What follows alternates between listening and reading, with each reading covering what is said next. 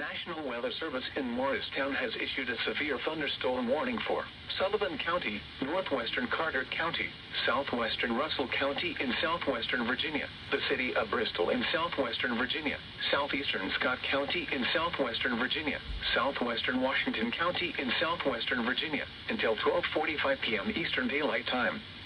At 12:02 p.m. Eastern Daylight Time, severe thunderstorms were located along a line extending from near Gate City to 8 miles southwest of Colonial Heights, moving east at 45 miles per hour. Hazard, 60 miles per hour wind gusts. Source, radar indicated. Impact, expects damage to roofs, siding, and trees. Locations impacted include Kingsport, Bristol, Tennessee, Bristol, Virginia, Abingdon, Walnut Hill, Spurgeon, Colonial Heights, Oak Grove, Bluff City, and Nicholsville. This includes the following highways: Interstate 26 in Tennessee between mile markers 8 and 10.